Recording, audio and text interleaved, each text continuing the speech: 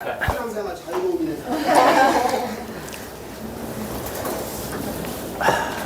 이분은 확실히 구원받은 분이 작사 작곡하신 것 같은데요. 그 가사 중에 그 괴로움이 하늘 천국 보이게 한다고 그러잖아요. 이분이 뭔가 나그네 삶을 잘 살고 계신 분 같습니다. 이 곡을 어물상철 형제님이 선곡하셨거든요. 그러니까 이게 공주 진리 침례교회니까 소화가 되지 아마 95% 이상을 이렇게 대곡을 소화할 수 없어요. 찬양대 전문가들이 모여야 가능할 수 있는 걸 저희가 지금 기적을 보고 있습니다.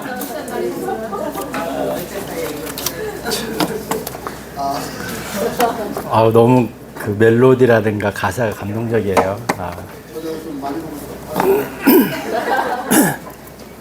또 여기서 이렇게 배우니까 너무 반갑네요. 근데 완전히 목이 사려들려가지고.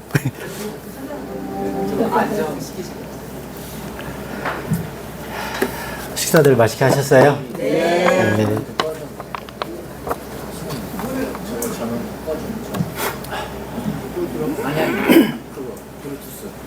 브루투스 끌까요? 네. 다 아시겠지만 이 세상에는 많은 민족들과 많은 사람들이 살고 있지만 하나님이 보실 때 성경적으로 보면 딱 두 종류의 사람이 있습니다. 그렇죠? 하늘에 속한 사람이 있고 땅에 속한 사람이 있고 첫 아담에 속한 사람이 있고 마지막 아담에 속한 사람이 있습니다. 그리고 그리스도 안에 있는 사람이 있는가 하면 그리스도 밖에 있는 사람이 있습니다. 마찬가지로 저는 이 세상에 딱 두 종류의 책이 있다고 생각이 돼요. 미국 도서관, 미국 국회 의사당에 있는 도서관이 세상에서 가장 큰 도서관이라고 그래요. 거기에 한 4천만 권의 장서가 있다고 합니다. 그리고 이 땅에 도서관들이 어마어마하게 많잖아요. 1년에 보통 이렇게 출판되는 책이 350만 권에서 400만 권이 있다고 그래요. 좀 놀랍죠? 근데 이건 아무것도 아니에요. 우리가 요한복음 21장 25절에 보면 예수 그리스도께서 행하신 그 일들을 다 기록한다고 하면은 이 땅에, 이 지구상에 보관할 수 없다고 그럽니다. 그래서 이 땅에 사람들이 출간하는 책이 아무리 많다 하더라도 실제로 이 성경 한 권이 그 모든 것을 담고도 남는다는 것이죠. 왜? 세상에 담을 수가 없다는 거예요. 그러니까 이 성경책이라는 게 그야말로 엑기스 중에 엑기스만 뽑아놓은 거라는 거죠. 어느 날 그 생각이 들었어요. 만약에 이 세상에 있는 모든 것을 다 잃는다 하더라도 이 성경만 나한테 있다면 살 수 있겠구나 이 생각을 해본 적이 있습니다.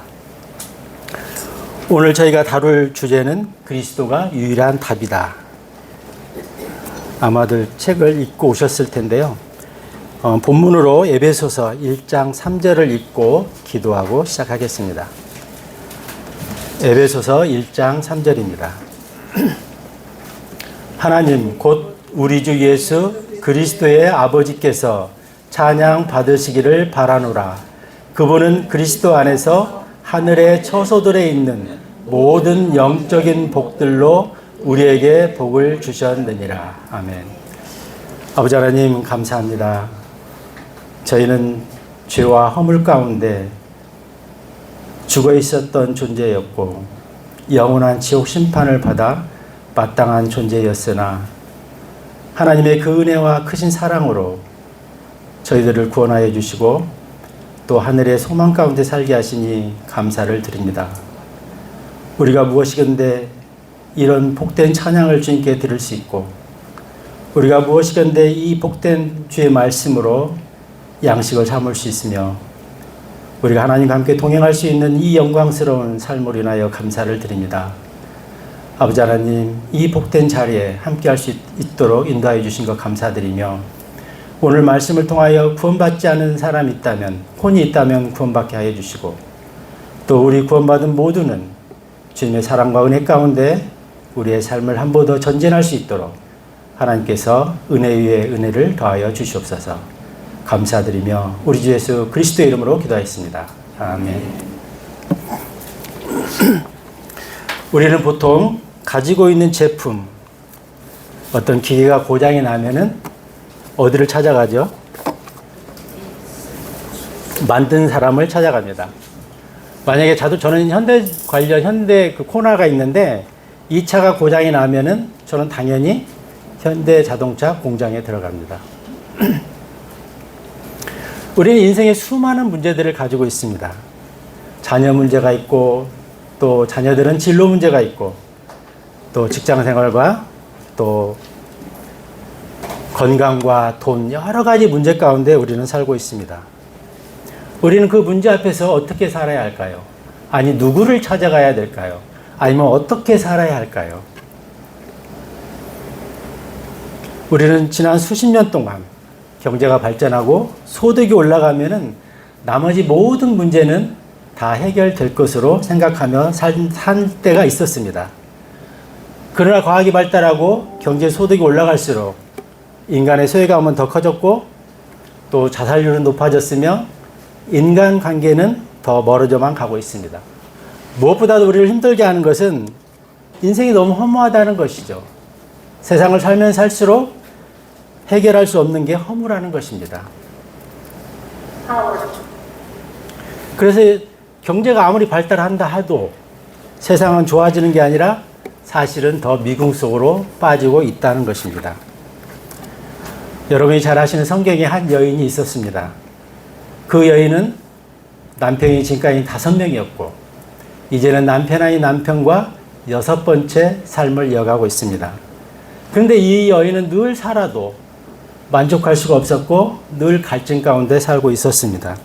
그 여인이 누구시죠? 수가성의 그 사마리아 성 여인이죠. 요한복음 4장 13절에 보면은 하나님께서 그 여인에게 이렇게 말씀합니다. 요한복음 4장 13절.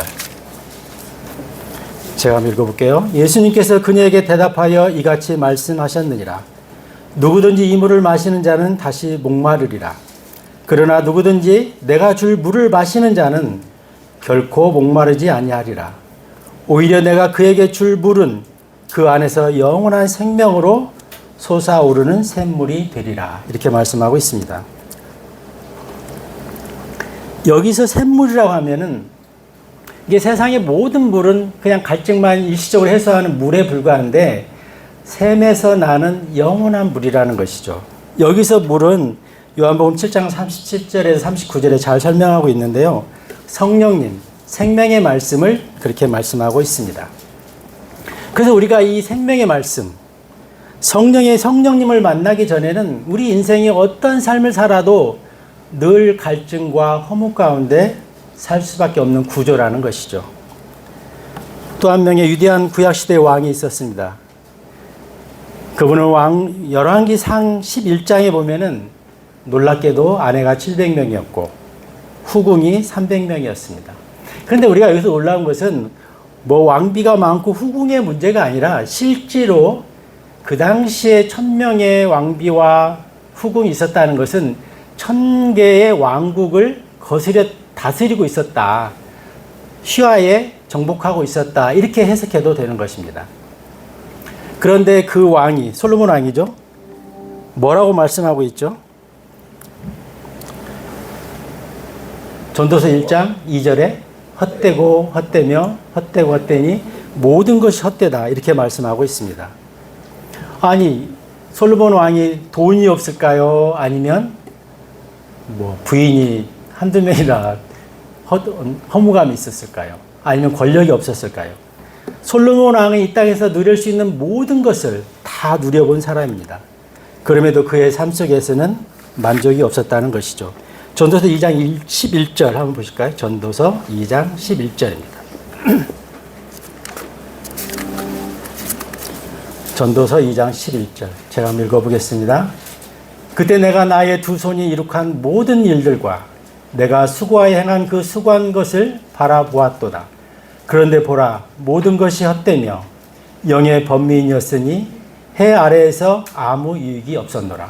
솔로몬이 그 많은 권력을 쥐고 있고 그 많은 부귀영화를 쥐고 있었지만 아무것도 유익한 게 없다고. 해 아래에서. 여기서 해 아래라고 할 때는 하나님 없는 삶을 그렇게 보통 표현하고 있습니다. 하나님 없는 삶은 이 땅의 모든 것을 내 것으로 가진다 하더라도 헛되고 허무하다는 것입니다. 솔로몬의 경험을 통해서 우리가 알 수 있는 것은 사람에게 돈이 얼마나 있어야 만족할 수 있을까요? 얼마나 올라가야 인생의 허무함을 달랠 수 있을까요? 아니면 얼마만큼 건강해야 우리가 죽음에서 벗어날 수 있을까요?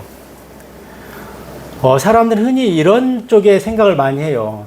내가 수고하고 염려해서 많은 것을 모으고 거두고 쌓아 올리는 이 능력에 대해서는 많은 사람들이 구하고 있고 그런 능력을 갖기를 원합니다. 그런데 힘써 수고해서 얻었는데 내 것으로 만들었는데 누릴 수 없다. 그러면 이보다 괴로운 것이 없다는 것입니다. 돈을 모으는 능력은 나한테 있는데 그것을 누리고 기뻐하며 즐거워할 능력이 없다면 그보다 비참할 수 없다는 것이죠. 우리가 뭐 이렇게 생각하죠. 설마 그런 사람이 있을까? 있습니다. 한번 볼까요? 전도서 6장 1절 2절 한번 보시겠습니다. 전도서 6장 1절 2절입니다. 누가 한번 읽어주실래요? 그 아래서 내가 보아하는 것이 있으니 그것은 사람들 사이에 흔한 것이다. 하나님께서 어떤 사람에게 재물들과 부와 명예를 주셨으므로 그가 자신의 힘을 위하여 원하는 모든 것으로서 아무것도 부족한 것이 없는 것으로 하나님께서 그에게 그것을 먹을 능력을 주지 아니하시니 오히려 쓰는 것을 먹는도다. 그것은 헛된 것이요 악한 즐겨이다. 네. 내가 힘써 모았는데 내가 그것을 먹을 능력을 하나님이 주시지 않으면 나한테 아무런 유익이 되지 않는다는 것입니다. 그래서 결국은 우리가 돈을 모으는 데는 집중하지만 이 돈을 내가 관리하고 쓰고 나의 삶을 유익하게 하는 것은 별로 신경을 안 쓴다는 거죠. 근데 오늘 우리가 말씀에서 볼 수 있다시피 그 능력도 하나님이 주신다는 것입니다. 바로 옆에 보면 전도서 5장 19절이 있는데요. 제가 한번 읽어보겠습니다. 또한 하나님께서 모든 사람에게 저마다 재물들과 부를 주셨으며 그에게 능력을 주시어 그것을 먹고 자기 몫을 취하며 자신이 수고한 것을 크게 기뻐하도록 하셨느니라. 이것은 하나님의 선물이라. 하나님이 이 선물을 우리한테 주지 않으시면 아무리 우리가 불철주야 노력해서 많은 것을 이루고 거둔다 하더라도 나하고는 아무런 관계가 없은 것이 될 수 있다는 것입니다. 우리가 잘 아시다시피 어떤 모 재벌 회장은 돌아가실 때 24조를 남기고 돌아가셨습니다. 이거는 아마 우리가 계산하기도 힘든 돈이거든요. 근데 그분한테는 돈을 많이 모을 수 있는 능력을 주셨는데 그 돈을 쓸 수 있는 그런 능력은 없었다는 것이죠. 그래서 우리가 돈을 모으는 능력에 대해서는 많은 사람들이 생각하고 갖기를 원하는데 이 돈을 적절하게 하나님께서 선물로 주셔서 그것을 내 것으로 쓸 수 있는 그 능력에 대해서는 별로 생각을 하지 않는 세상이라는 것이죠. 우리가 이 시각, 이 관점으로 세상을 보면 보이지 않는 것들이 보일 수 있다는 것입니다. 하나님은 말씀하십니다. 인생의 모든 문제는 돈이 많고 적음의 문제도 아니라는 것이죠. 지위가 높거나 낮음의 문제도 아니라는 것입니다. 건강하냐, 건강하지 않느냐는 문제도 아니라는 것입니다. 하나님은 전도서 2장 2절에서 웃음, 그거 미친 것이라고 이렇게 말하고 있습니다. 하나님 없이 헛된 웃음을 가지고 살고 있다는 것이죠. 잠언 14장 13절에서는 웃을 때조차도 마음은 슬퍼한다 이렇게 말씀하고 있습니다. 우리가 해 아래서 하나님 없이 사는 삶이 결론이 이렇다는 것입니다. 헛되다는 것입니다. 그래서 우리가 결론적으로 말씀드리면은 사람이 겪는 모든 괴로움, 인생의 허무는 하나님을 떠났기 때문에 생기는 문제라는 것입니다. 결핍해서 오는 것이 결코 아니라는 것이죠. 우리는 그동안 너무 없이 사는 그런 국가적 환경 속에서 살았기 때문에 우리는 미처 이 부분을 놓치고 산다는 것이죠. 그러나 성경적으로 성경을 통해서 우리가 배울 수 있는 지혜는 결코 결핍에서 오는 문제가 아니라는 것입니다. 우리를 만드신 분, 창조주 하나님을 떠났기 때문에 모든 인생이 고통받는 것입니다. 그래서 우리는 이제는 이 문제의 본질을 접근하기 위해서는 질문을 좀 바꿔야 하는 것입니다. 세상의 모든 책은 어떻게를 가르치고 있습니다. 우리가 어떻게 돈을 많이 벌고 어떻게 건강하고 어떻게 지위로 올라가고 이 어떻게에 초점이 맞춰져 있다는 것이죠. 그런데 하나님은 이 성경 우리한테 말씀하고 있습니다. 너희가 누구를 만나면 누구 안에서 행복을, 자유를, 평안을 얻을 수 있는가 이렇게 묻고 있습니다. 그동안 우리는 잘못된 질문을 해왔기 때문에 바른 답을 구할 수 없었습니다.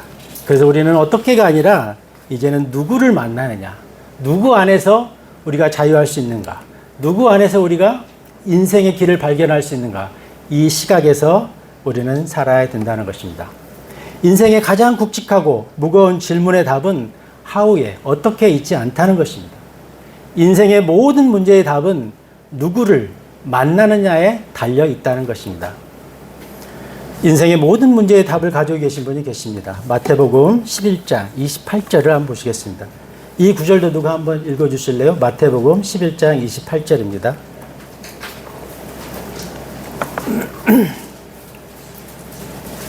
마태복음 11장 28절입니다. 수고하고 무거운 짐 지어진 너희들아 다 내게로 오라. 그리하면 내가 너희에게 힘을 주리라. 예. 뭐라고죠? 수고하고 무거운 짐. 수고하고 무거운 짐이 없는 사람도 있을까요? 여기서는 다 내게로 오라고 합니다. 제한이 없다는 것이죠. 그리하면 내가 너희에게 쉼을 주겠다.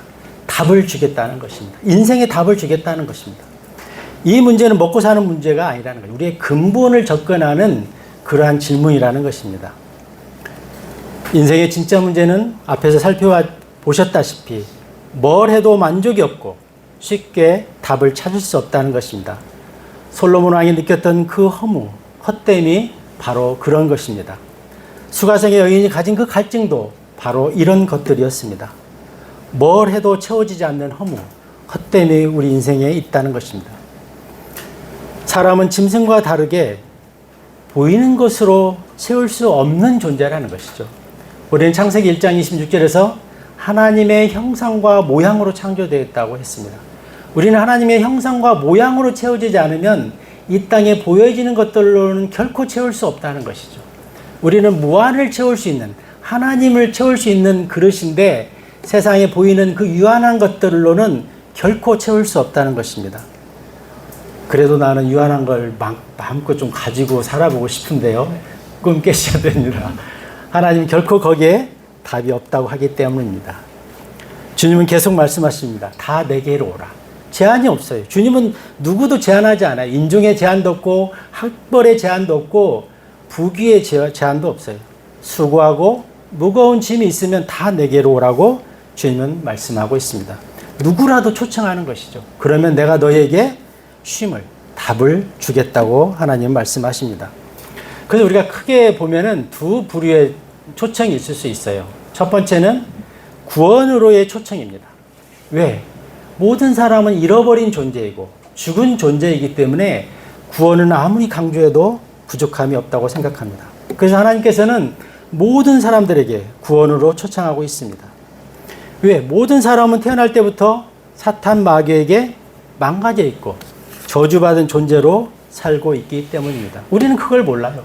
내가 뭔가 출신이 문제가 있어서 아니면 소유가 적어서 그래서 내가 인생이 힘든가 보통 이렇게 생각한다는 것이죠. 아니라는 것이죠.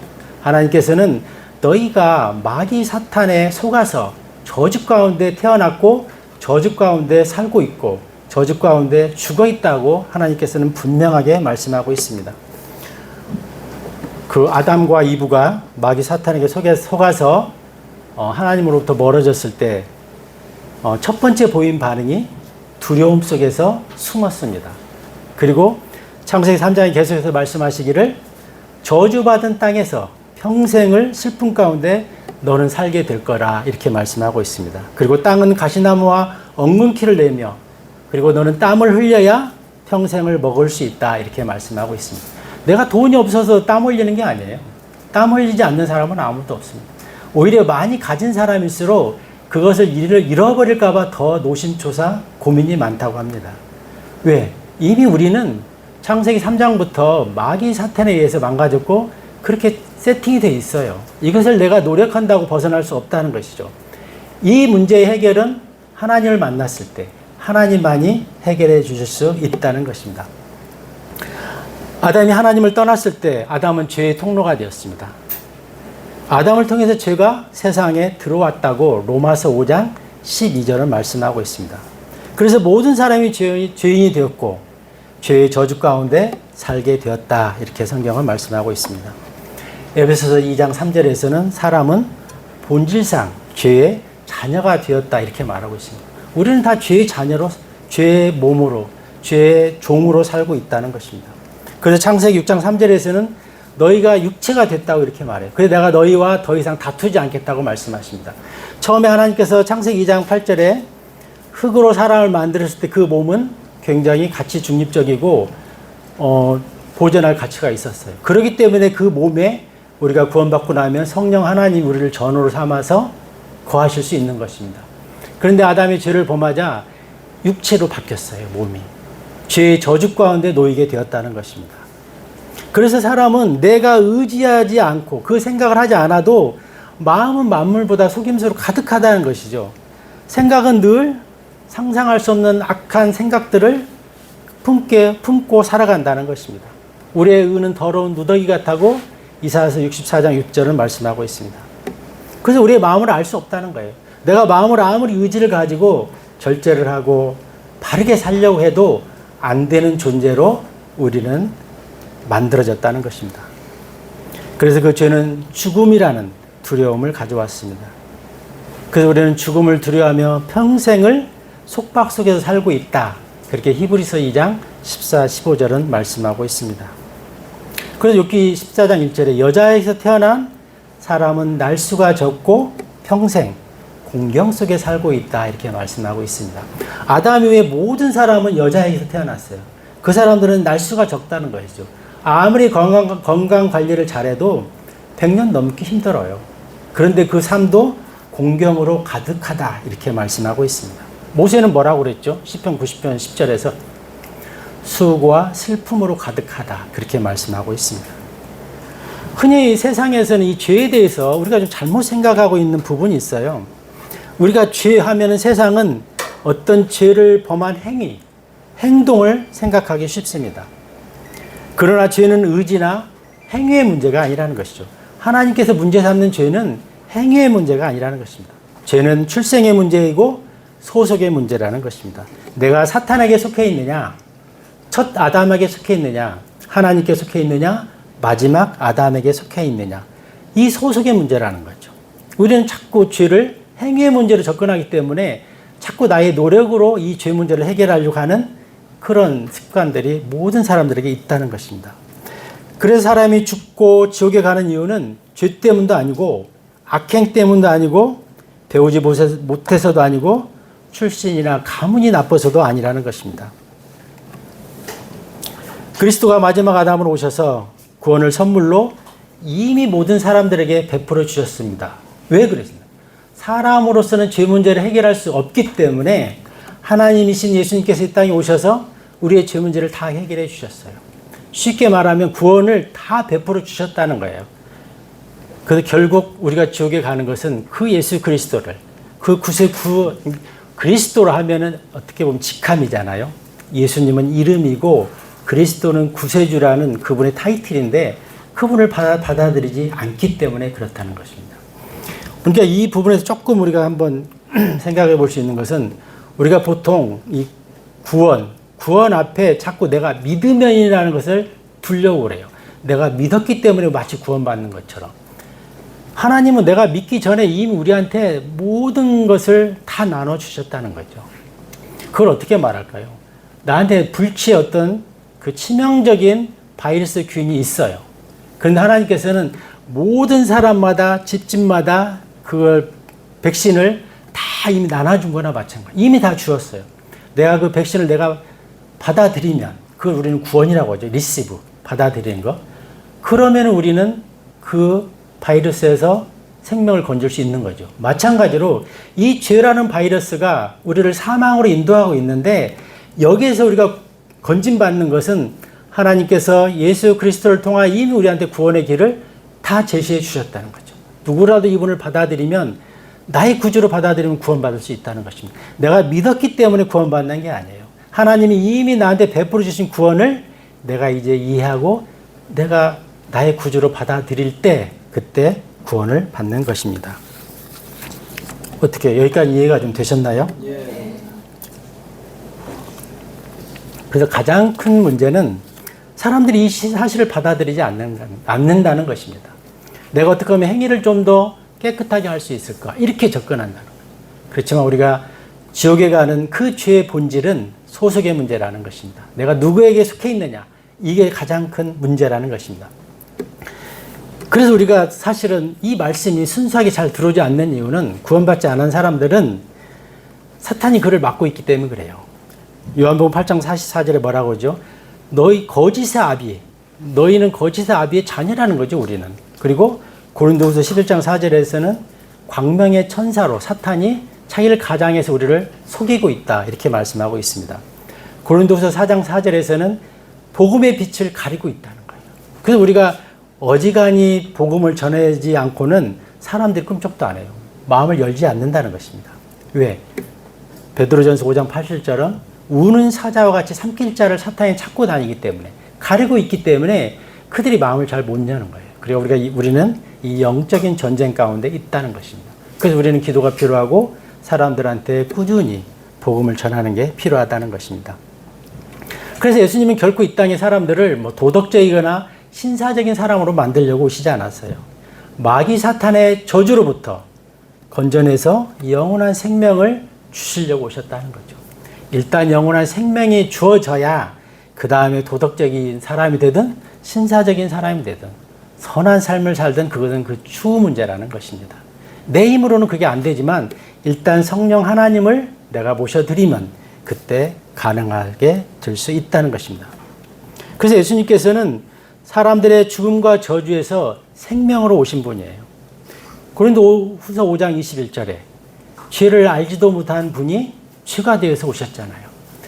그분은 결코 죄를 지을 수 없는 분이에요. 근데 죄가 되어서 이 땅에 오셔서 십자가에 달려 죽으시고 죽은 지 3일 만에 부활하심으로 사망을 이기시고 생명이 되신 분이십니다. 이 부분을, 이 문제를 우리의 노력으로 해결할 수 없다는 것이죠. 오직 예수 그리스도만이 이 문제를 해결할 수 있었고, 그래서 그분이 오셨고 해결해 주셨고, 누구라도 이분을 받아들이면 구원받을 수 있습니다. 하나님은 결코 악을 보실 수 없는 분이라는 거죠. 하박국 1장 13절에 보면 하나님은 눈이 정결하여 불법을 참아 보실 수가 없는 분이라, 이렇게 하박국 1장 13절은 말씀하고 있습니다. 그런 분이 죄가 되어서 오셨다는 거예요. 이게 엄청난 그분의 사랑이라는 것입니다. 있을 수 없는 일이 일어났다는 거죠. 아무도 멸망하지 않고 죽음에서 돌이켜 회개에 이르게 하시려고 오셨다고 베드로후서 3장 9절에서는 말씀하고 있습니다. 그래서 예수님께서는 지금도 죄인을 부르고 계십니다. 디모데전서 2장 4절에서는 모든 사람이 구원을 받고 진리를 하는데 이르기를 원하신다고 말씀하고 있습니다. 예수님은 마태복음 20장 28절에서 섬기는 종으로 오셨어요. 섬김을 받으러 오신 분이 아니라는 것이죠. 그분은 사람들을 섬기기 위해서 오셨다는 거. 이거 엄청난 사건 아닌가요? 창조주께서 죄도 모르시는 분이 죄인들을 구원하기 위해서, 죄인들을 섬기기 위해서 오셨다는 것입니다. 우리는 이런 말씀을 묵상함을 통해서 하나님의 사랑이 어떤 분이신가를 내 것으로 좀 만들어가는 그런 게 필요하다는 것입니다. 그래서 요한복음 1장 12절 잘 아시잖아요. 누구든지 예수 그리스도를 받아들이기만 하면 하나님의 자녀가 되는 권능을 주셨다는 거죠. 구하기 너무 쉬워서 못 믿는가? 이런 생각이 들 정도예요. 근데 생명은 길게만 느껴지고 나한테 죽음은 멀게만 느껴져서 잘 이런 부분을 실감을 못하는 그런 맹점이 있습니다. 에베소서 2장을 좀 보실까요? 에베소서 2장.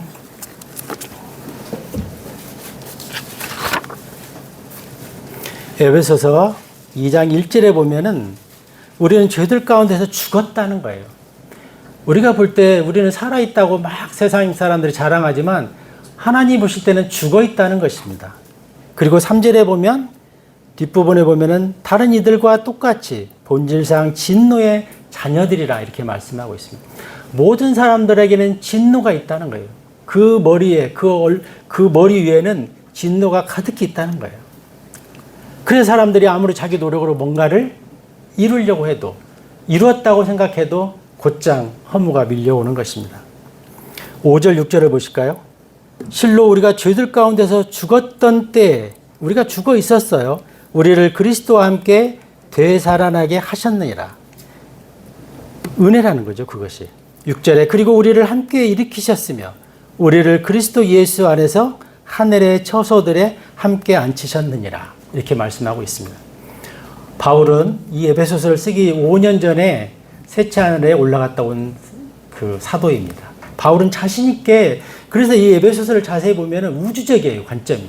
왜? 그는 우주 셋째 하늘에 갔다 왔기 때문에 자신 있게 셋째 하늘에 우리를 앉혔다 이렇게 말씀하고 있는 것입니다. 사람은 결코 율법 행위로 의롭게 되지 않는다는 것이죠. 예수 그리스도를 믿을 때, 받아들일 때 그리스도의 의로 의인이 된다는 것입니다. 여러분은 구원 받으셨습니까? 네, 감사합니다. 혹시 구원받지 않은 분이 계시다면 이 밤에 구원으로 초대하고 싶습니다. 그리고 우리가 구원받았다면 이제 어찌 보면 이 책의 본질로 들어갈 수 있는 구원받은 우리 모두를 그리스도 안으로 초청하고 계십니다. 그리스도 안의 삶으로, 생명으로 초청하고 계신 것입니다.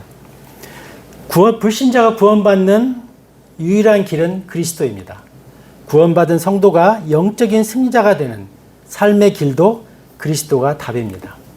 모든 시대, 모든 사람에게 그리스도는 항상 답이었다는 것입니다. 오 주여 사람의 길이 그 사람 안에 있지 아니함을 제가 아나이다. 그의 걸음을 인도하는 것이 걸어가는 사람 안에 있지 아니하나이다. 에레미야 10장 23절 말씀입니다. 우리는 내가 내 삶을 산다고 생각하기 쉬운데 그렇지 않다는 것이죠. 사람 안에 사람의 길이 있지 않다는 것입니다. 우리는 이미 다 죽어있는 존재인데 그게 있을 수가 없는 것이죠. 그래서 신자든 불신자든 인생의 답은 그리스도라는 것입니다.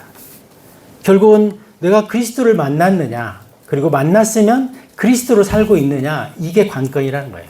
이 책에서 많은 부분들을 나눠서, 과를 나눠서 계속해서 설명하고 있지만 결국은 하나예요. 너희가 그리스도 안에서 살고 있느냐, 그리스도 안에서 살아라, 이렇게 초청하고 있는 것입니다.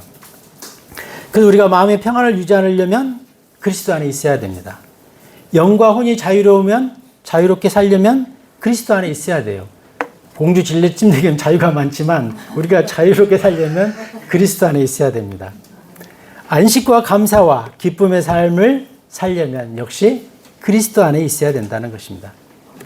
우리가 그리스도 안에서 선한 일을 하도록 성도를 하나님께서 창조하셨다는 것입니다. 우리가 구원받기 전에 선하게 살 수 없어요.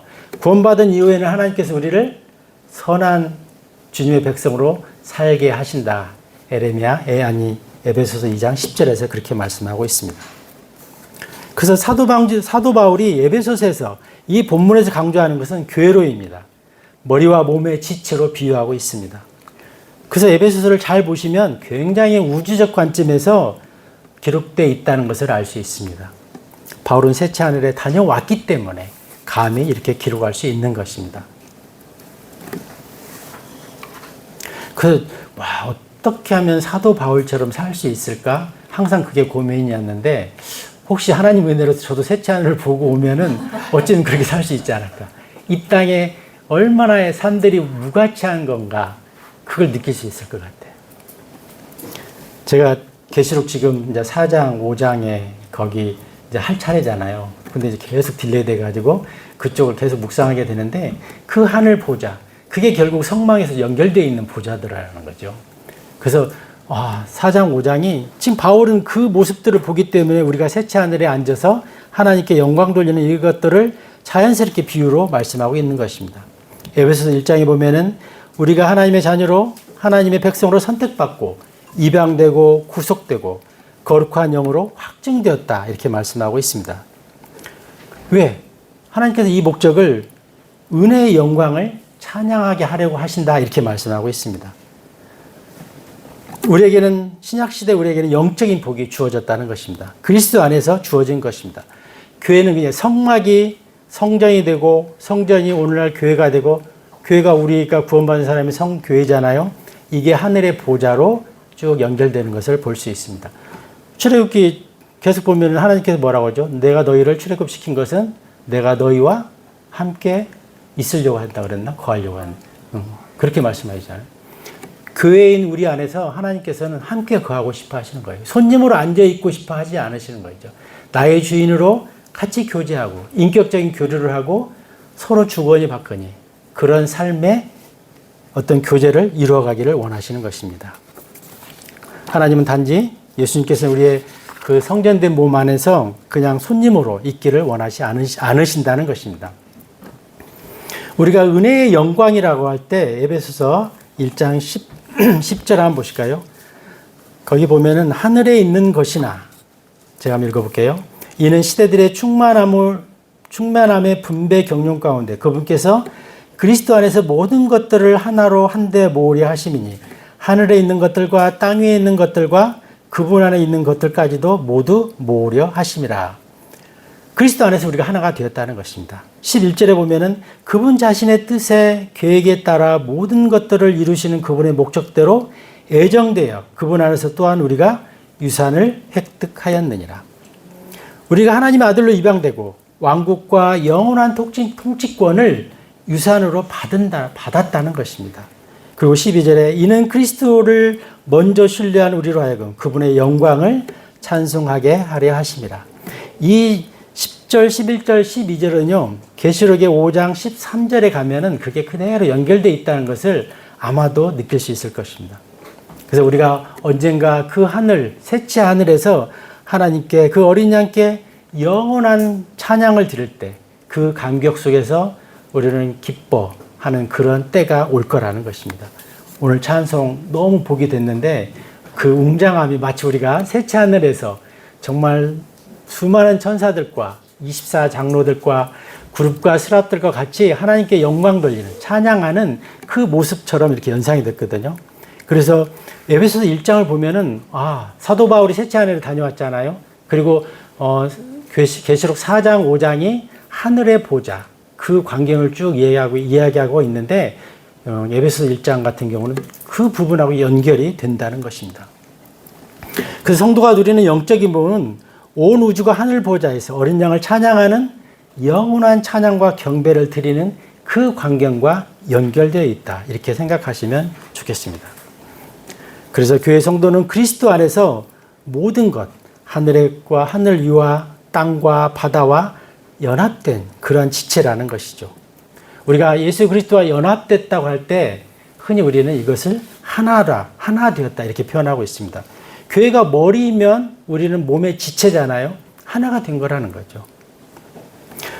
머리의 생각과 의지에 몸은 순종하는 것이지 만약에 머리의 생각과 다르게 내 몸이 움직인다면은 이건 심각한 문제죠. 나는 공주에 내려오고 싶은데 내 다리는 안 오겠다고 하면 이건 굉장히 심각한 거죠. 이게 사도 요한은 포도나무에 비유를 했지만 사도 바울은 이렇게 몸과 이렇게 지체 비유하고 있습니다. 조금 더 진보한 그런 모습으로 생명으로 비유하고 있습니다. 그래서 교회는 조직체가 아니라 유기체라는 거죠. 생명이 있는 생명체라는 것입니다. 그래서 우리 몸은 내면에 머리에 생명 활동을 표현하는 것에 불과하다는 거예요. 우리는 몸은 주인이 될 수가 없어요. 머리의 생각과 의지에 몸은 온전히 순종할 때만이 하나된 삶을 살 수 있다는 것입니다. 몸이 머리를 대체할 수 없습니다. 그렇죠? 아무리 성도가 똑똑해도 머리 대신 그리스도를 대체할 수 없는 것과 마찬가지라는 것입니다. 그래서 교회가 그리스도를 대체할 수 없어요. 교회는 주님의 몸된 교회라는 거죠. 그래서 항상 머리 되시는 그리스도께 순종하고 그분의 뜻에 따라야 되고 그분의 뜻을 구해야 되는 것입니다. 그래서 우리의 몸은 머리 되시는 그리스도의 생명으로 살아가고 그 생명을 나타내야 된다는 것이죠.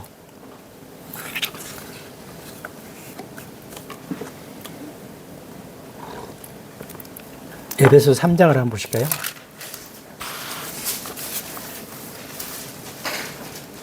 바울은 그래서 이 에베소 3장에서 이 하나 되는 이것을 신비라고 말하고 있어요. 다 읽을 수는 없는 3장 5절부터 11절에 보면 쭉 그에 대해서 말하고 있거든요. 이 신비는 유대인과 이방인이 교회라는 공동체에서 하나가 되는 신비다. 하늘에 처소들에 있는 하나님의 다양한 지혜를 교회를 통해서 알게 하신다. 이렇게 말씀하고 있습니다. 교회는 그리스도 안에서 함께 상속자가 되고 함께 지체가 되고 함께 약속에 참여하게 됐다는 거죠. 이게 제가 설명 전에도 드렸는데 우리가 그리스도의 십자가를 생각할 때 흔히 대속의 죽음만을 생각하기 쉬워요. 예수님께서 나의 죄를 대신해서 피와 물을 다 쏟으시고 죽으시고 장사 지내고 삶에 부활하시고 나의 죄를 용서해 주시기 위해서 십자가가 그런 의미를 가지고 있구나. 이렇게 생각하면은 상당히 왜곡된 그 논리를 가질 수가 있습니다. 그게 아니라 우리는 그리스도와 함께 십자가에서 죽었어요. 함께 죽었고 예수님께서 살아날 때 함께 되살아났다는 거죠. 그래서 나의 과거, 나의 옛사람은 십자가에 이미 못 박은 것이라는 거죠. 그리고 그리스도의 새 생명으로 나는 이제 새로 사는 거라는 거죠. 나와 별개로 이미 예수님께서 십자가에서 이렇게 일을 이루어 주셨구나. 이걸로만 생각하면 부족하다는 거죠. 내가 같이 죽었고 같이 새 생명으로 살아났다는 것을 꼭 기억해 주시기를 바랍니다. 10절 보시면 3장 이는 교회를 통하여 이제 하늘의 처소들에 있는 정사들과 권능들에게 하나님의 다양한 지혜를 알게 하려는 의도시니 이렇게 말씀하고 있습니다. 교회를 통하여 그러니까 머리 되시는 예수 그리스도를 통하여 우리 몸에게 하늘의 처소들에 있는 정사들과 권능들에게 하나님의 다양한 지혜를 알게 하려는 의도시니 이렇게 말씀하고 있습니다. 그러니까 우리는 교회를 통해서 영적인 복을 받고 영적인 영양분을 공급받을 수 있다는 것입니다. 교회를 떠나서는 이런 그 영적인 복을 공급받기가 쉽지 않아요. 우리가 영적인 전쟁이라고 그랬잖아요. 우리가 이 교회라는 공동체를 벗어나면은 사탄의 공격에 노출되어 살기 쉽다는 것입니다. 우리가 그분 안에서 그분의 믿음으로 확신과 담대함을 가지고 3장 12절에 보면은 이렇게 말하고 뒷부분에 또 다가갈 수 있는 권한을 가지느니라 이렇게 말하는데 이거는 하늘 보좌까지 우리가 나아갈 수 있다 이렇게 말씀하고 있습니다. 우리가 지금 이 땅에 살고 있지만은 사도 바울이 보는 시각에서는 우리는 이미 셋째 하늘에 앉아 있다고 보는 거예요. 그래서 우리는 셋째 하늘 보좌까지 나갈 수 있다고 보는 것입니다. 그게 히브리서 4장 16절에 그렇게 말씀하고 있거든요. 구약시대에 만약에 대제사장이 지성소에 들어가려면 어떻게 했죠? 1년에 한 번 속죄일에만 들어갈 수 있었잖아요. 그렇죠? 열려있지 않았어요. 항상 휘장으로 막혀 있었어요. 근데 지금 우리는 셋째 하늘 그 보좌에 나아갈 수 있다는 거죠. 구약시대는 감히 상상할 수 없는 것입니다. 1년에 한 번 속죄일에 겨우 들어갈 수 있었어요. 그러나 교회 시대는 우리는 머리 대신 예수 그리스도를 통하여 하늘 보좌와 연결되어 있기 때문에 언제라도 그분께 다가갈 수 있다는 거죠. 우리가 성막에서 성전이 되고 이제 신약교회에서는 교회가 되고 우리가 성전된 몸이 되고 그 다음에 하늘 보좌로 쭉 확대되는 것을 하나님께서 보여주고 있어요. 구약의 성막은 결국 하늘 보좌로 연결되는 것을 보여주고 있다는 것입니다. 그래서 머리 대신 예수 그리스도를 통하여 우리는 하늘 보좌에 나갈 수 있어요. 우리가 이 땅에서 정말 늘 고민도 있고 아픔도 있고 어떻게 보면은 질병도 있고 그렇게 살지만 우리는 굉장한 존재라는 거죠. 언제라도 하늘 보좌에 셋째 하늘에 담대히 나갈 수 있는 존재라는 거죠. 그 베드로전서 2장 9절에 그러잖아요. 우리는 왕가의 제사장이라고 하잖아요. 그렇죠? 우리는 독특한 백성이라는 거죠. 정말 세상은 우리를 볼 때 뭐 우습게 보고 한참게 볼 수 있지만 우리는 굉장히 영적으로 하나 영적인 복을 가지고 사는 존재라는 것입니다. 그래서 그 머리 대신 그리스도 예수님을 통해서 연결되어 있다는 것이죠. 그래서 우리가 그리스도 안에서 이 영광을 누리시기 바랍니다. 우리가 그리스도로 산다고 할 때 그리스도인은 무엇으로 사는가? 그리스도로 사는 거예요. 그분 그리스도로 살 때 우리가 이런 영광도 누릴 수 있다는 것입니다. 우리가 세상을 살아갈 때 하루하루가 버거울 때가 많죠. 그렇지만 우리를 자세히 이런 에베소서 말씀을 통해서 우리 자신을 묵상해 보면 하늘 보좌에 연결되어 있는 엄청난 존재라는 것입니다. 우리는 예수 그리스도를 통해서 하늘에 다 있는 사람들이라는 것이죠. 그래서 교회의 신비는 세상 기초를 세우기 전부터 하나님 아버지에 의해서 계획되고 아들 하나님을 통하여 하나님의 자녀로 입양되고 성령 하나님이 약속의 거룩하신 영으로 유산으로 보증이 되어 주셨다. 이런 내용들이 에베소서 1장의 말씀입니다. 이거는 창세 전부터 계획되어 있는 거예요. 이게 무슨 장로교에서 말하는 예정론하고는 굉장히 개념이 다릅니다. 구원받은 자로서 생각해 보니까 내가 창세 전부터 하나님의 그 은혜 가운데서 이미 계획되어 있었구나. 이거를 말씀하고 있는 것입니다. 그래서 교회는 그리스도의 몸입니다. 우리는 세상에서 가장 완전한 충만함에 속하게 되어 있다는 것입니다. 머리 되시는 그리스도의 충만함을 우리가 받아서 나타낼 수 있다는 거죠. 우리가 예수님과 예수 그리스도로 살지 않기 때문에 예수 그리스도를 통해서 받을 수 있는 그 충만함들을 우리가 거부하고 사는 거예요. 내 힘으로 막 열심히 살지만 그 그리스도의 그 보좌에서 흘러나오는 그 충만함을 내가 받을 수 없는 것이죠. 예수 그리스도, 우리의 머리 되시는 예수 그리스도가 영광이라면 그 몸은 당연히 영광 아니에요? 머리가 영광을 받으면 몸은 당연히 영광을 받는다는 것입니다. 그래서 몸은 그리스도께 순종할 때 그 영광 속에서 살아갈 수 있다는 것입니다. 우리가 영광이라고 할 때 하나님의 하나님 되심을 나타내는 것이 곧 하늘의 영광이에요. 주님의 사랑과 공의, 은혜와 자비, 부활의 생명을 찬양하는 것. 그게 하나님의 영광을 찬양하고 영광 가운데 사는 것입니다.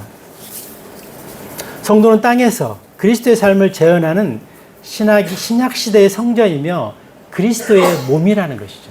이게 우리가 이 영광스러운 신분을 가지고 있는데 놓치고 살 때가 많아요.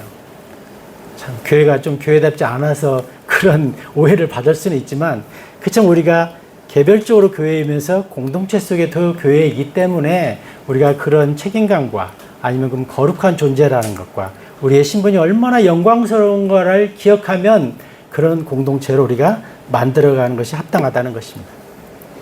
그래서 이제는 교회는 몸을 넘어서 건물로 완성되어져야 한다는 것입니다. 혹시 우리 몸에 그 세포가 몇 개 정도 있는지 아세요? 약 35조 개 정도 있다고 그래요. 그걸 어떻게 샜는지는 모르는데 아무튼 뭐. 그리고 10만 킬로미터 이상의 혈관으로 되어 있다고 그래요. 그래서 우리 몸 개개인이 하나님의 성전이라는 거죠. 그리고 교회는 영적인 성전이 되어 있다는 것입니다. 그래서 하나님의 임재하시는 이제 건물로 우리가 지어져 가고 있다는 거죠. 이게 결국은 하늘 왕국, 하늘의 왕국에까지 연결돼서 지어져 간다는 것입니다. 그래서 우리는 이제 몸을 넘어서 건물로 완성되는 그런 과정을 우리가 우리 삶 속에서 이루어갈 수 있다는 것입니다. 그리고 삶의 걸음걸이는 몸으로 머리 되시는 그리스도를 표현하는 방식이라는 거죠. 우리가 걷는다, 동행한다고 할 때는 하나님과 같은 방향을 보고 살아가는 거잖아요. 그렇죠? 그래서 몸은 머리 되시는 그리스도를 표현하는 것이 우리가 하나님과 동행한다, 함께 걷는다, 거한다 이렇게 말씀할 수 있는 것입니다. 그래서 하나님의 부르심의 소망을 따라 걷는 것이 머리의 표현이라는 거죠. 그래서 몸은 어떻게든 이 머리 되시는 그리스도에 붙어서 그리스도로 살아갈 때만 영광도 받을 수 있고 삶의 자유도 누릴 수 있고 평안도 누릴 수 있고 삶에 예상하지 못했던 그런 풍성함도 누릴 수 있다는 것입니다. 그래서 몸은 머리의 생각을 온전히 표현해내는 쪽으로 우리를 순종시켜 가야 된다는 것이죠. 그래서 주님의 뜻에 순종하고 그분 안에서 살아갈 때 우리가 머리의 영광으로 사는 것이다 이렇게 말하고 있습니다. 그래서 우리가 그리스도로 살기 위해서는 가장 큰 문제는 영적인 의식이 좀 끼어 있어야 될 것 같아요. 이게 잘 안 되잖아요. 내가 지금 그리스도 안에서 사는 건가 밖에 사는가 좀 헷갈릴 때도 많잖아요. 근데 우리가 만약에 요즘 사람들은 핸드폰이 없으면 막 뭐죠? 멘붕이라고 해야 되나요? 막 뭔가 상실감 아니면 이게 그게 무너지잖아요. 뭔가 기초가 무너지는 것 같은 생각이 들잖아요. 그 생각을 하면 핸드폰을 우리가 그렇게 나에게 소중한 어떤 그 도구로 생각하며 살듯이 만약에 내가 쪽성경이든 아니면 성경이든 하나님 묵상하는 어떤 말씀이든 그것이 내 손에서 멀어지면은 막 뭔가 마음이 놓친 것 같고 마음에 막 기초가 흔들리고 뭔가 막 공허하고 뭐지? 막 이런 상실감 이렇게 좀 우리 생각을 바꿨으면 좋겠어요. 핸드폰에 의지하던 삶을 하나님과 관계된 묵상거리 아니면 쪽성경, 성경 이런 쪽으로 바꾸면은 좀 적용이 쉽지 않을까 이렇게 생각이 됩니다. 그리고 핸드폰이 없으면 출근하다가도 다시 집에 가서 찾아오는 한이 있어도 성경을 놓고 오면 절대 그러지 않을 거예요. 그래서 그 관점을 좀 바꾸면은 아, 우리가 어떻게 그리스도와 더불어 사는 건가 그 개념을 좀 정리할 수 있지 않을까 이렇게 생각이 됩니다. 그래서 우리가 영적으로 깨어 있어야 된다는 거죠. 에베소서 4장 17절 한번 보시겠습니다.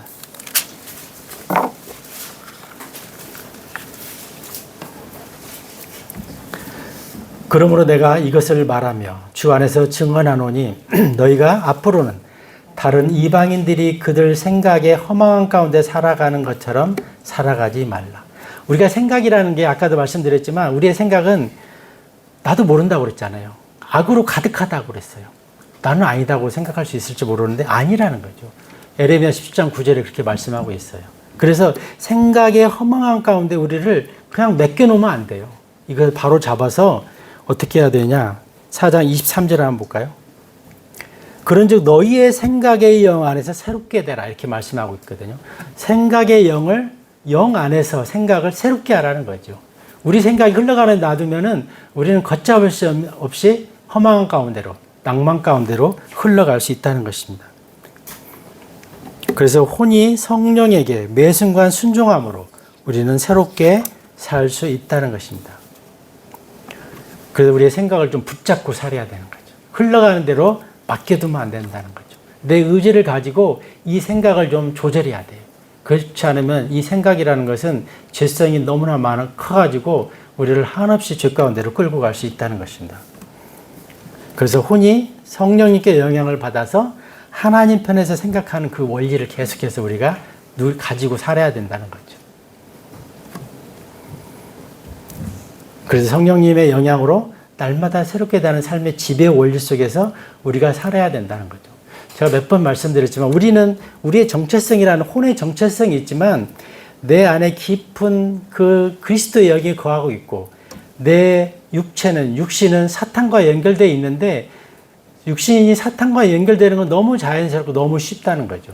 그래서 우리가 의지적으로 이 생각에 허망한 것들을 절단하고 깊은 곳에 있는 하나님의 영과 끊임없이 계속 교통하고 교제하고 그분의 영을 나의 삶을 이끌어갈 수 있도록 자꾸 내어드려야 된다는 거죠. 그게 그리스도로 사는 삶이라는 것입니다.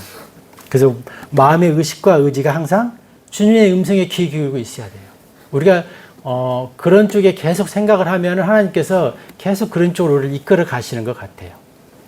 우리 생각을 적절하게 통제하고 절제하고 내 육신, 본능을 따라서 사는 것들을 자꾸 거부하고 어떻게든 말씀을 암송하든지 이런 것도 좋은 것 같아요. 이렇게 성경 공부하다가 좋은 구절들을 장절만 적는 거죠.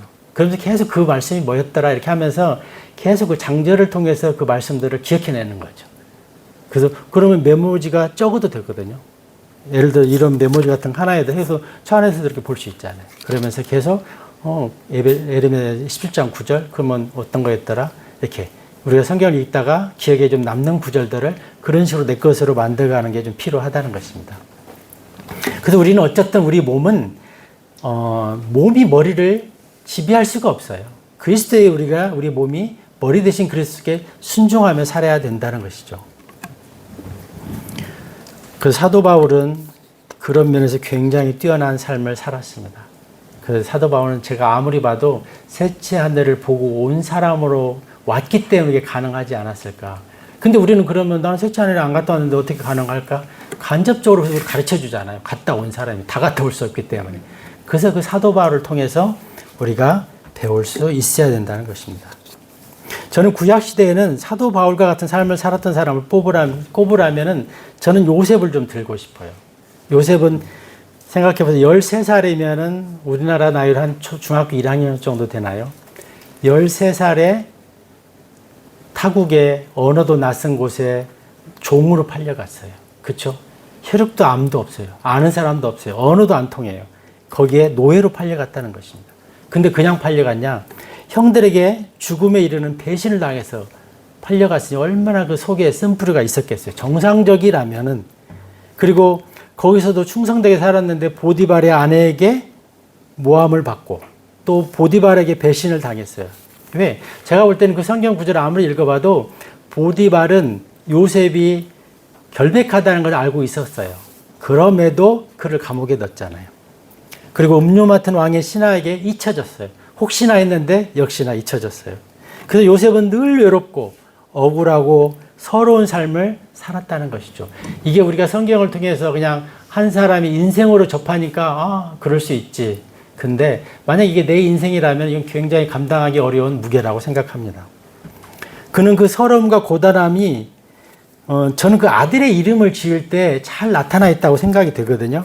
우리가 창세기 41장 51절 한번 찾아볼까요? 창세기 41장 51절.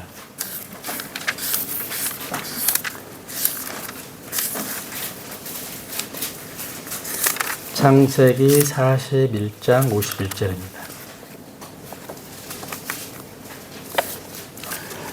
51절에 그리고 요셉이 첫 태생의 이름을 므낫세라 불렀더라. 그가 말하기를 이는 하나님께서 나의 모든 노고와 나의 아버지의 온 집을 잊게 하셨기 때문이라 이렇게 말씀하고 있거든요. 그래서 자기가 얼마나 노고가 많았겠어요. 그걸 요셉이 결코 사람인 이상 이것을 잊고 살지는 않았다는 거죠. 그리고 아버지 집을 잊게 하셨다. 얼마나 집이 그리웠겠어요. 단순히 그리운 면도 있지만 또 하나는 그 집을 생각할 때마다 분통함도 있었겠죠. 형들에 대한 그런 뭔가 분노도 있었겠죠. 근데 그런 것을 첫 아들을 낳았을 때 므낫세로 지었고 그걸 잊었다는 거죠. 이제 내 생각 속에 그런 과거의 아픔을 이제 지웠다. 그렇게 말씀하고 있습니다.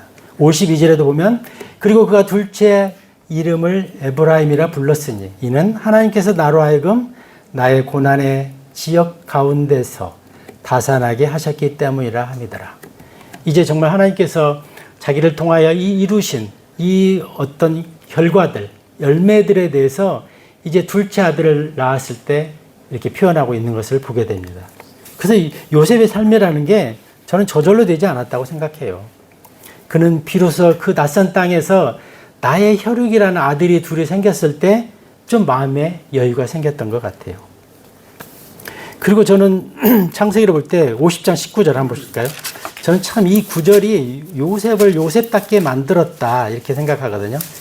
50장 19절.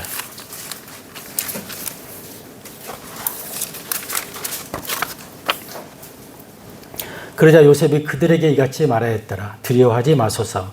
제가 하나님을 대신하리이까. 그러니까 형제들이 와서 아버지 그 야곱이 돌아가시자 아버지의 유언을 빌어서 뭐 아버지가 우리를 용서를 하셨다 막 구구절절 이제 그런 걸 접근하잖아요. 그랬을 때 요셉은 자기 삶은 그러지 않았거든요. 요셉은 자기를 이렇게 드러내고 자랑할 만한 순간에도 하나님이 그 꿈을 해석해 주실 거다. 항상 하나님을 앞에 두었어요.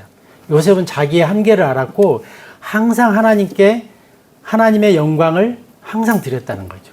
여기서도 보면은 내가 하나님을 대신하리까. 우리가 하나님을 대신할 수 없다는 거죠. 우리가 우리 머리를 대신할 수 없다는 거죠. 우리한테 중요한 것은 이 하나님을 하나님 자리로 섬기는 것. 예수 그리스도를 나의 머리로 섬기는 것. 이게 중요하다는 거죠. 우리는 좀 잘하면 우리를 자랑하고 싶을 수도 있고 드러낼 수도 있죠. 드러내고 싶을 때도. 그렇지만 요셉은 참 놀랍게도 이 부분에 철저하게 헌신되어 있다고 생각해요. 내가 하나님을 대신하리까. 아니는. 그랬을 때 하나님께서 요셉을 들어서 정말 30세에 그 당시의 세상에서 가장 부강한 나라, 가장 파워가 센 나라의 총리로 앉게 하는 영광을 주셨다는 것입니다. 그래서 내 삶의 주인은 진짜는 하나님이시다. 우리는 때때로 내가 잘나서 잘 살고 이만큼 산다 이런 고백을 할 수 있지만 궁극적으로는 하나님께서 그걸 이루어 가신다는 것입니다. 그래서 요셉은 형들에게 궁유를 베풀게 하신 것도 하나님이시고 나를 통해서 야곱의 식구들 이스라엘을 먹게 살고 이렇게 구출로 인도하신 것도 하나님이라는 이렇게 고백하고 있는 것입니다. 그래서 요셉의 삶을 유대하게 한 점이 바로 이 점이라는 거죠. 하나님을 하나님 되게 하셨다는 거죠. 하나님의 인도하신 가운데 자신을 철저하게 굴복시켰다는 거죠. 요셉이 그걸 다 이해할 수 있었겠어요? 자기 인생이 그렇게 꼬여 있고 아무리 열심히 하나님 뜻 가운데 살아도 결과가 감옥으로 가고 그런 시간 17년이 결코 짧은 세월이 아니라고 저는 보거든요. 그럼에도 요셉은 항상 하나님께서 합력하여 선을 이루신다는 그 믿음 하에서 뭔가 하나님의 뜻이 있겠지. 뭔가 하나님이 하나님 되심을 언젠가는 드러내시겠지. 이 믿음으로 살았다는 것입니다. 그래서 그래서 제가 생각하는 거예요. 요셉은 성경도 없었어요. 그 다음에 샘플도 없어요. 우리는 바울이라는 샘플이 있죠. 또 성경이 창세기부터 계시록까지 다 있잖아요. 다 알려주고 있잖아요. 우리가 맘만 먹으면 이것을 다 내 것으로 만들 수 있잖아요. 이게 요셉이 그렇게 살았다면 우리는 충분히 그렇게 살 수 있다는 것입니다. 우리는 훨씬 더 좋은 조건에서 살고 있어요. 요셉은 유튜브가 없었어요. 교회도 없었고 오늘날처럼 이렇게 정말 화려한 설교들을 마음 놓고 여기저기 들을 수 있는 그런 게 없었어요. 요셉은 그냥 하나님과 1대1로 그 고독한 삶을 살아냈다는 것이죠. 그런데 우리는 모든 것이 오픈된, 모든 것이 알려진 세대를 살고 있습니다. 그리스도는 무엇으로 사는가? 이 그리스도로 사는 삶에 대해서 굉장히 어렵다면 어렵게 인식들을 하고 저도 어렵게 때로는 인식을 하는데 또 막상 그리스도로 내가 살려고 하면은 너무나 쉬운 개념일 수 있다는 것입니다. 왜? 내가 죽지 않았고 내가 여전히 팔팔하게 살아있기 때문에 어려운 거예요. 내가 그리스도 안에 굴복할 수만 있다면 그분을 나의 머리로 온전히 모시고 살 수만 있다면 우리는 그리스도인으로서 그리스도로 살아갈 수 있다는 것입니다. 우리 시간이 많이 갔는데요. 창세기 50장 19절을 같이 읽고 마치겠습니다. 창세기 50장 19절입니다. 그래도 요셉의 얘기를 한번 우리가 같이 낭독하고 끝냅시다. 19장 시작. 그러자 요셉이 그들에게 이같이 말하였더라. 두려워하지 마소서. 제가 하나님을 대신하리이까. 네. 하나님 아버지 감사합니다. 우리에게 이 완성된 성경을 주시고 또 여러 믿음의 조상들의 그 삶의 본을 따라서 우리의 삶을 인도하심에 감사를 드립니다. 주님, 우리가 게을러서 우리가 또 옛사에 외면하기 때문에 아니면 의지가 없어서 하나님을 하나님답게 섬기지 못하지는 않는지 우리 자신을 돌아볼 수 있도록 인도하여 주시옵소서. 하나님, 우리가 이 땅에 얼마를 더 살지는 모르지만 하나님께 우리의 최선으로 하나님께 포도나무에 가지가 붙어 있는 것처럼 그렇게 붙어 살게 하여 주시고 또 머리에 온전히 순종하는 지체처럼 그렇게 살 수 있도록 저희를 주장하여 주시옵소서. 하나님, 이 공주진리침례교회를 사랑하여 주시고 말씀으로 풍성함이 더 넘치게 하여 주시고 죽어가는 혼들이 붙여져서 구원받는 놀라운 은혜를 우리가 목도할 수 있도록 경험할 수 있도록 인도하여 주시옵소서. 감사드리며 우리 주 예수 그리스도 이름으로 기도하였습니다. 아멘.